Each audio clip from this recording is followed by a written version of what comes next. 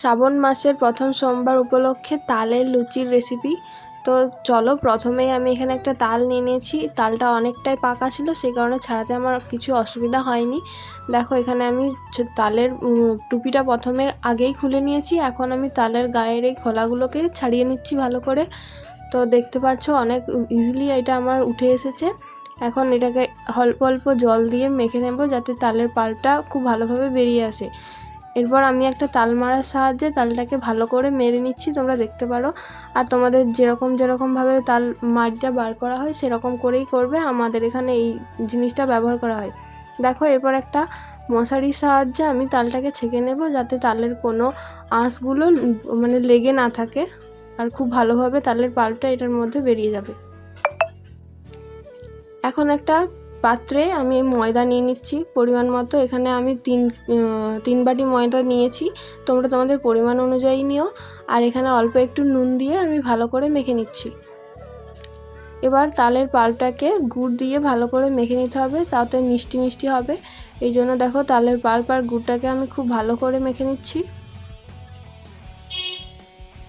এরপর এই পাল্পটাকে আমি ময়দার সাথে ভালো করে মিশিয়ে নেব। এখানে আমি কোনো রকম জল ইউজ করব না, পুরোটাই তালের পাল্প দিয়েই করব, তাতে খেতেও খুব ভালো লাগবে। যাই হোক, তোমাদের যদি তালের পাল্প কম থাকে তোমরা অবশ্যই জল ইউজ করতে পারো, আমি এখানে করছি না। তো হালকা হাতে মেখে নিতে হবে।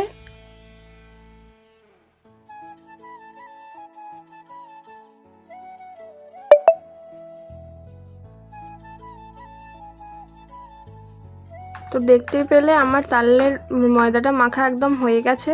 আর এরকম অনেকটা শক্তও নয়, খুব একটা নরমও নয়, এরকমভাবে আমি করেছি। তারপর এখান থেকে একটা একটা করে লেচি কেটে নিতে হবে, ছোট ছোট করে লুচির আকারে। আর এখন এগুলোকে পাকিয়ে নিব।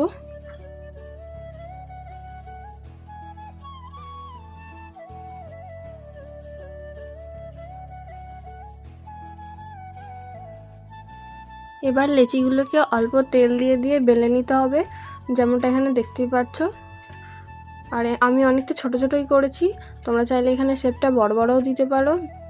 একইভাবে আমি সবগুলোকেই বেলে নেব, তারপর এটাকে তেলে ভাজতে হবে।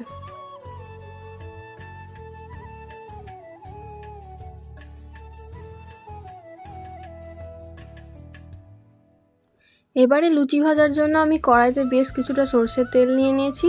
এর মধ্যে লুচিগুলোকে দিয়ে দেব।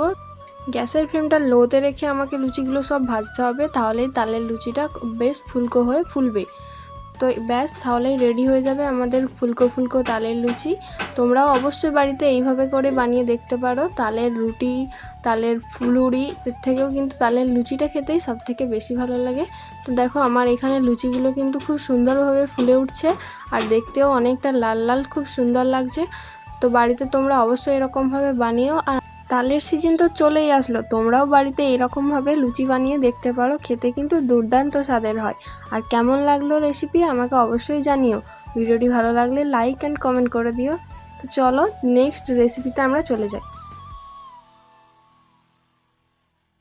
বেশ, তৈরি হয়ে গেল আমাদের দারুণ স্বাদের তালের লুচি। তো তোমরাও বাড়িতে অবশ্যই বানিও আর কমেন্টে জানিও কেমন লাগলো।